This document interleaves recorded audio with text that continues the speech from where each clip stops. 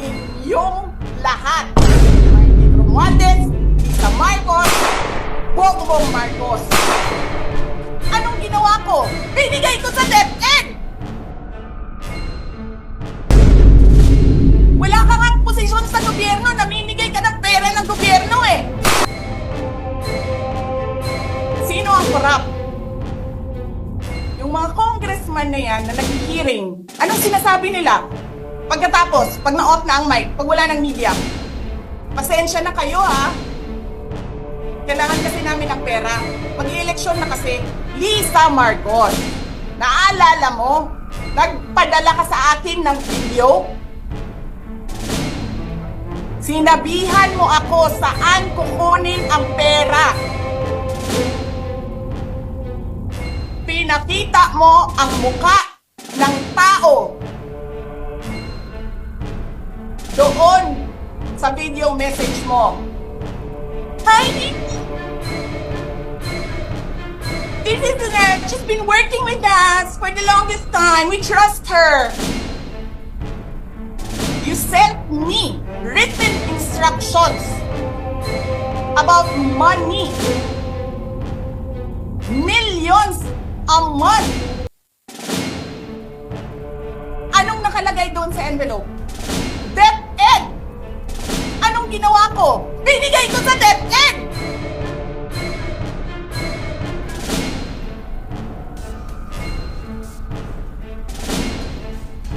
Wala ka nga posisyon sa gobyerno, namimigay ka ng pera ng gobyerno eh!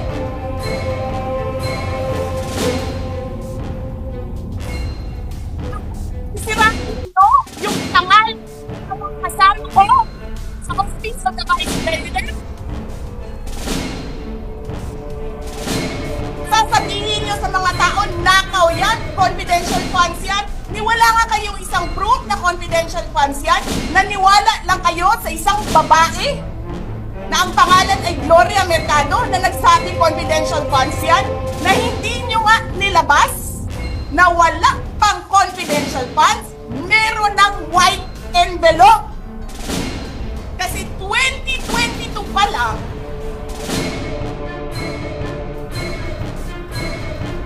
may utos na ng pera sa DepEd. Tapos kami yung nagsisinungaling.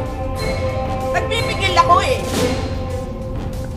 Kasi gusto ko lang magtrabaho. Gusto ko lang tapusin nyo na yung show ninyo dyan sa House of Representatives para makabalik na kami sa trabaho namin. Tapos ganyan ang gagawin ninyo sa amin dahil hindi kami sumusunod sa inyo, dahil ayaw na namin tumulong sa inyo.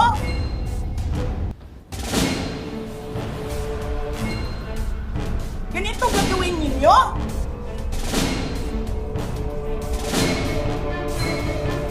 Presidente ka, may speaker ka na involved sa bribery ng Supreme Court justices. May video, may kaso, may witnesses. Hindi mo tinanggal yung speaker mo.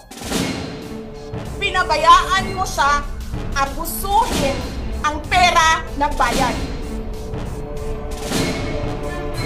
Paikot-ikot sa buong bansa, namimigay ng pera na para bang kanya yung pera.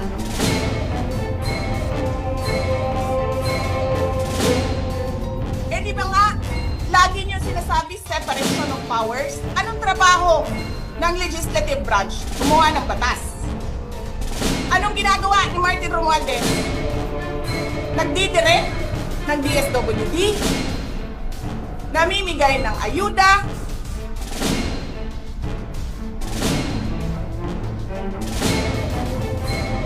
nagsasabi kung anong bibigay, anong gagawin, sino ba ang presidente dito?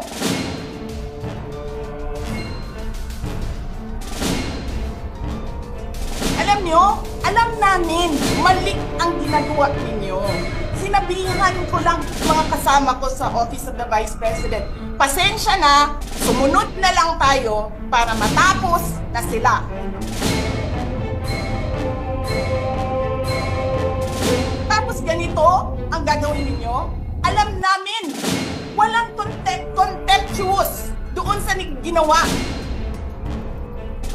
ni Yusek Lopez. Wala. Lahat ng tanong sinagot niya, pumunta siya,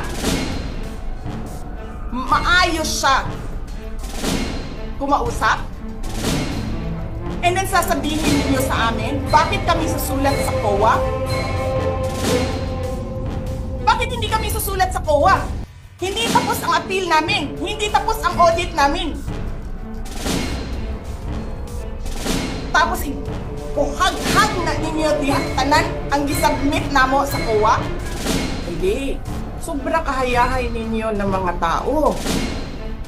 Kaming lahat sa Office of the Vice President, Monday to Friday ang mga trabaho namin. Sa ibang opisina, Monday to Friday. I'm not saying na bawal yan. But, alam mo yon, that is something that civil service should think about. May mga opisina ng gobyerno, 4 na araw lang pumapasok. Yung iba, 5 araw pumapasok. Nandyan sa daan, sa init, sa ulan, nandun sa bundok, naglalakad, tumatawid ng mga sapa. Monday to Friday, mga government employees. And then we have a House of Representatives. Monday to Thursday lang ang trabaho.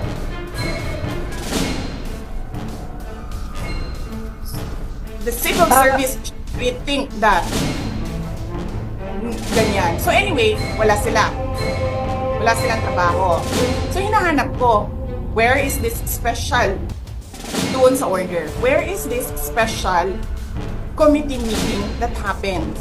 Because they need the permission of the majority leader and the speaker. Kasi nga walang trabaho eh. So kailangan nila ng permission. Walang nakalagay doon. So how is that a legal order? Tapos nakalagay pa sa second order nila, I violated security regulations when I visited. Before ako pumupunta dito, pinapa-clear ko yung oras ko. 11 to 1, 4 to 5. Anong security violations ang binayolate ko dito sa loob? They allow other visitors to come in here. Pero ako, sinabihan ako kanina, hindi ka pwede bumisita dyan sa loob. Doon kayo sa visitor center. Ililipat namin. And then I said no.